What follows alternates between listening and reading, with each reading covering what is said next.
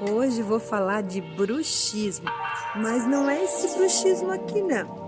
É o bruxismo da mandíbula, quando você acorda com os dentes cerrados e muita dor na mandíbula.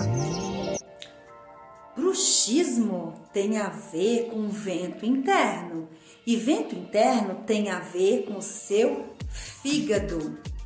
E o seu fígado tem a ver com raiva e muito estresse, provocando tensão mandibular e movimentos repetitivos da mandíbula involuntários que poderão levar a dor mandibular, enxaqueca crônica e muito desgaste dos seus dentes.